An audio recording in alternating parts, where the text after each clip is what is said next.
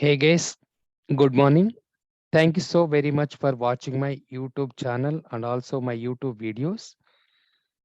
In the today YouTube video, I'm going to discuss about November 25th to December 1st, whatever attacks are there in the news and also whatever threat intelligence news are there in the newspapers and also communication channel wise.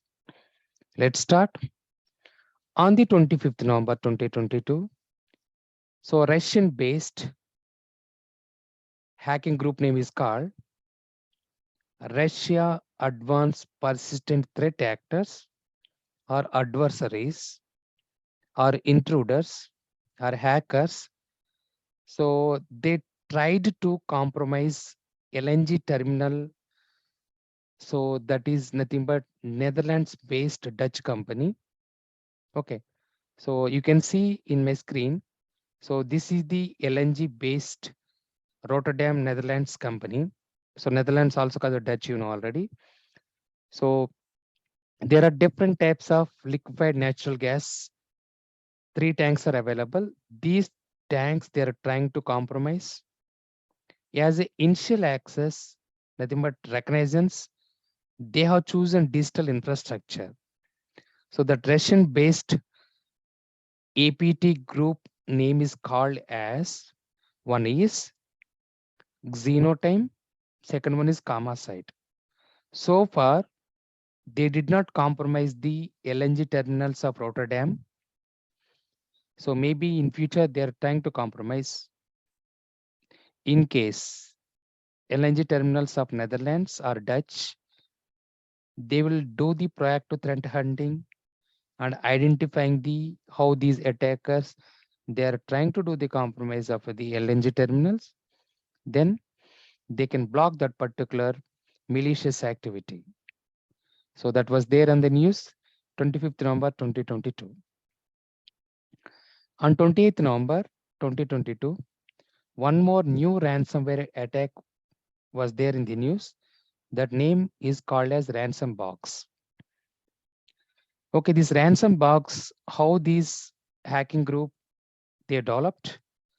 So this one is developed using .NET framework, and also it has the characteristics of so Sullivan is executable file, and if Sullivan executable file is they are trying to compromise in the victim machines, they will use additional power based or PowerShell based script known as PowerGap. So prior to this one more hacking group name is called Sandworm team. So the Sandworm team, they developed similar type of characteristics of the malware. So that was there, I think, around March or April month time period. Okay, same way. So once again, ransom box is developed using these characteristics of Sullivan executable file with the .NET framework, and also it will use PowerShell based PowerGap as a script execution part. Okay, already approximate five organizations in the Ukraine, it is got compromised. Okay, so that is 28th November 2022. One of the news was there.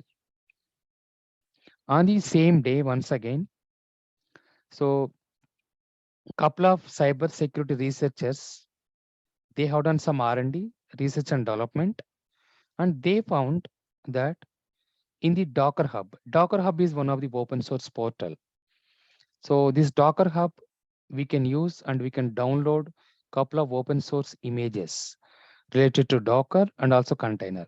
Those images we can use in our organization level, that may be on-premise or that may be cloud related. So infrastructures. So those images has some malicious content. In the Docker Hub approximate, we have 200K images, nothing but 2 lakh.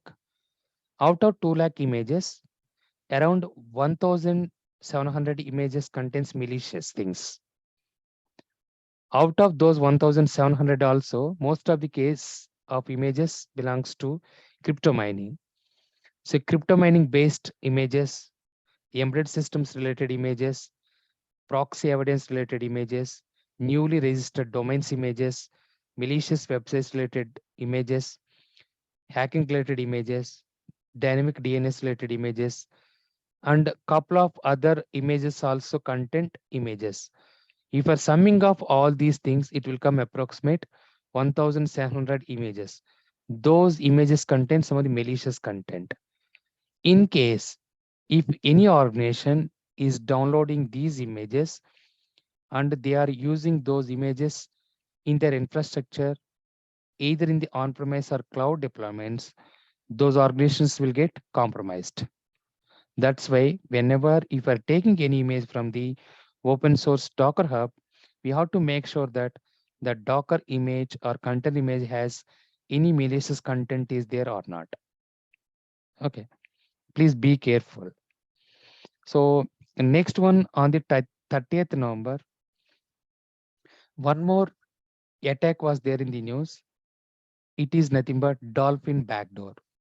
So this Dolphin backdoor is developed by one of the North Korean country hacking group name called APT37. Another name for APT37 is Scarcraft. So this hacking group or adversary group or threat actors, what they have done. So they used one more backdoor. That backdoor name is called Blue Light. So Blue Light backdoor, it will use to get the initial access via payload. After getting the initial access, they will use a Dolphin backdoor and they will compromise the victim machines. Okay. So that was there on the news on 30th November 2022.